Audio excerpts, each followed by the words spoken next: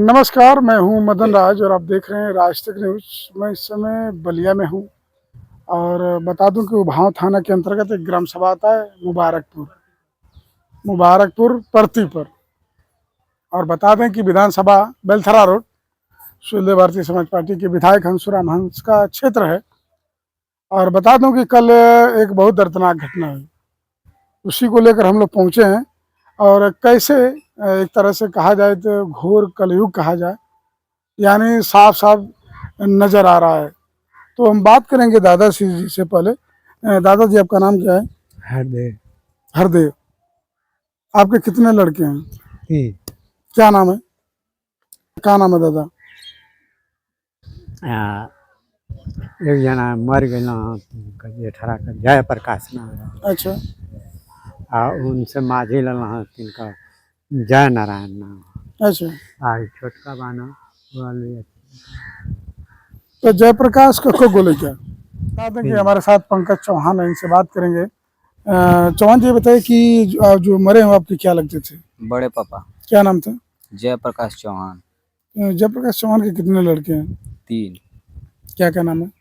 हीरामन, मोहित, राहुल। तो ये घटना कैसे हुआ? ये घटना एकदम सुबह 6 बजे के करीब, अभी हम ब्रश कर रहे थे, तभी वो खेत में गए दोनों लोग। बड़े पापा भी खेत में गए और मोहित भी खेत में गए उनके साथ। अच्छा। और कुदार उदार लिए थे और गए खेत में। वो खेत का कुछ काम कर रहे थे, उसी समय घटना हुआ। अच्छा। तो क्या संतुलन उनका सही नहीं, दिमागी की क्या है उसमें? नहीं, उनका दिमागी संतुलन सही नहीं था। दवा ववा चल रहा था, बनारस से भी दवा चल चुका था, लखनऊ कई जगह से इलाज चल चुका था। इस समय विवेक शर्मा के यहाँ चल रहा था इलाज। अच्छा, आप लोग को कैसे मालूम पड़ा घटना? जानकारी कैसे हुई? उधर बगल में खेत के कुछ दूर पे एक लड़का काम कर रहा था, धान पीट रहा था। तो वो देखा, तो कंडीशन सही नहीं था, बहुत ज्यादा मार और दिए थे। वो खुद वो देखने लायक नहीं थे। वो भागते भागते घर आए और बताया इधर। तब इधर से आदमी गया तो देखा और उनको उठाया। अच्छा, ये बताइए कि अभी बोलें कि जैसे उनका दिमागी संतुलन सही नहीं थी, दवा चली थी, तो क्या दवा चलने के पीरियड में कभी ऐसी हरकत दिख रही थी कि नहीं आगे चल के खतरा करेंगे? चाहे ऐसा कभी ऐसा महसूस हुआ? नहीं, इतना दर्दनाक खतरा होने का कोई संभावना नहीं थी। नहीं, छोटी मोटी खतरा का, जैसे कि हाथापाई ऐसे कुछ झगड़े होते थे थोड़ा मोड़ा, वो करते थे। हाँ, पागलों टाइप की हरकतें किया करते थे। बस यही थी, इतना दर्दनाक। लेकिन आप लोग ये नहीं सोचे कि आगे चल के ऐसा? नहीं, वैसी कोई सोच नहीं थी और वैसी कोई घटना भी नहीं करते थे उतना खतरनाक। नाम का भी है? जय कुमार चौहान। कितने भाई आप लोग? 3 भाई। जो मरे वो कितने स्थान पे थे? वो सबसे बड़े हैं। जयप्रकाश जी। तो जयप्रकाश चौहान जी का लड़का जो मारा है, क्या नाम है उनका? मोहित चौहान। मोहित चौहान। तो मोहित चौहान का क्या दिमागी मेंटल सही नहीं था, क्या था? दिमागी डिस्टर्ब था और डिस्टर्बिंग की दवा चल रहा था इस समय। तो फिलहाल में बनारस के विवेक शर्मा से दवा चल रहा था, जो प्राइवेट में बैठते हैं शंकर कॉलोनी में। हाँ। तो अभी जो घटना हुई है, तो प्रशासन इस पर क्या कह रहा है? कि कुछ कहा प्रशासन के पास आप लोग गए थे? प्रशासन में हम लोग गया तो जो प्रशासन की प्रक्रिया थी उसको एसओ साहब ने अपने कदम में पकड़ करके, और यहाँ से जो चंद्रौल मौजा है वो पुलिस चौकी की अंतर्गत आता है। अच्छा। बेलथरा रोड के। अच्छा। तो पुलिस चौकी इंचार्ज ने उसको गिरफ्तार करके ले गए और वहाँ बलिया से लिखा पड़ी हुआ और उसको जेल डाल दिए। अच्छा। बाकी जो हम लोगों की बॉडी थी, उस बॉडी का पोस्टमार्टम करा करके हम लोग प्राप्त किए और तब जाकर शमशान घाट में रात में, मतलब 11 बजे से पहले 8 बजे जलाए, 10-11 बजे तक भुगतान कराए। तो घटना आपको जानकारी कैसी पता चली? घटना जानकारी मान लीजिए कि अगर हम तो फिर पहुंचे थे पर नहीं थे, लेकिन अगर लोगों ने बताया, फोन किया और एक लड़का देखा बगल से, जब कई बार वहाँ कर चुका था, वो भी जा रहा था छुड़ाने, मतलब पकड़ने के वास्ते, तो उसको भी दौड़ाने लगा कुदार लेकर, तो भाग चला। अच्छा। अपनी जान बचाया और उसके बाद आकर गांव में हल्ला किया तो सभी लोग दौड़े।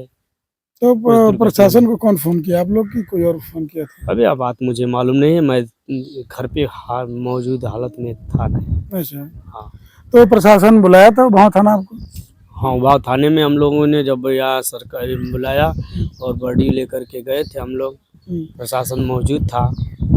तो क्या अभी विचार क्या है, बाहर निकालने का है कि कुछ दिन छोड़ने का है, क्या विचार है? इसके बारे में तो अभी प्रक्रिया भाई सोचेंगे तो थोड़ा कुछ टाइम लगेगा, इसलिए कि उसको अभी निकालने में भी खतरा हो सकता है। हम तो यही कहेंगे सरकार से कि जहाँ भी जिस सुविधा में है उसके इलाज और बाकी देख रेख में अच्छी रहे, वो जहाँ है वो सही सलामत रहे अभी फिलहाल में। अच्छा, हाँ, तो ये बताए कि जो दवाइयाँ चल रही थी दवा, तो उस समय कोई हरकत आता था कभी कभी ऐसा? वो इस तरह की बहुत हरकत नहीं आता था, ना इस तरह की थी।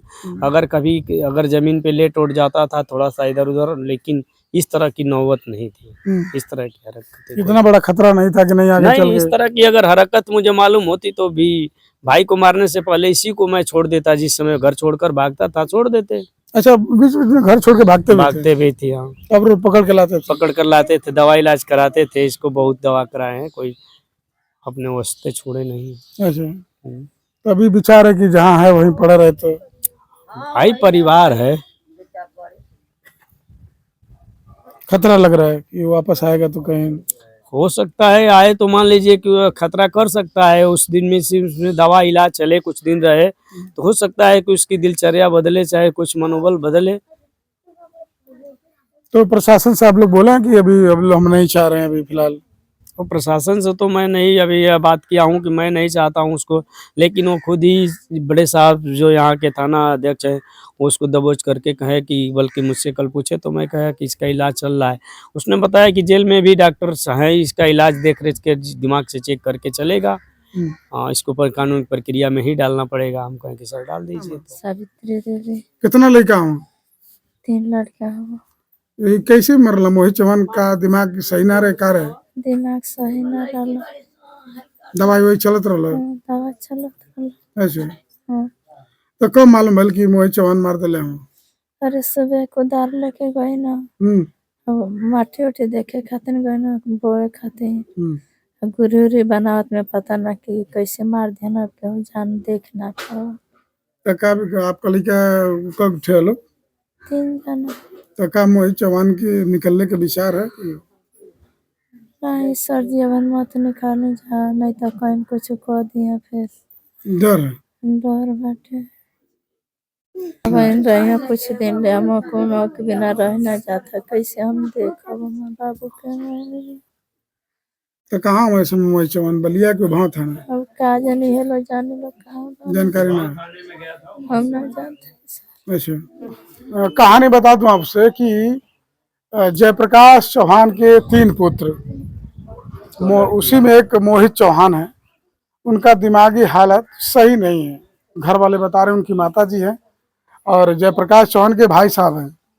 इनके अनुसार मैं बता रहा हूं कि मोहित चौहान का मेन दिमागी सही नहीं है और दवा चल रहा था उनका। कहने का मतलब ये है कि दवा चल रहा था मोहित चौहान का, लेकिन वो बीच बीच में घर छोड़ के भागता भी था और घर वालों का कहना है कि जब भागता था तो हम लोग पकड़ के लाते थे, लेकिन इतना आभास नहीं था कि मोहित चौहान आगे चलकर इतनी बड़ी हरकत कर सकता है। और कह रहे हैं कि लोग गए खेत, जयप्रकाश और मोहित चौहान, और वहीं पर मोहित चौहान के दिमाग में क्या आया कि वहीं पर कहा जाए तो कुदाल थी और उसी कुदाल से शायद 2-3 वार किया, 5-6 बार किया।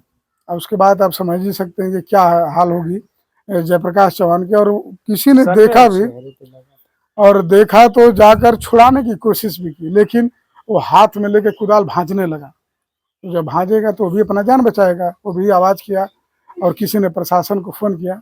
तो फिलहाल ये घटना हुई और इस दुनिया में जयप्रकाश चौहान नहीं है। यानी एक तरह से कहा जाए कि मोहित चौहान अपने ही पिता का कत्ल कर दिया।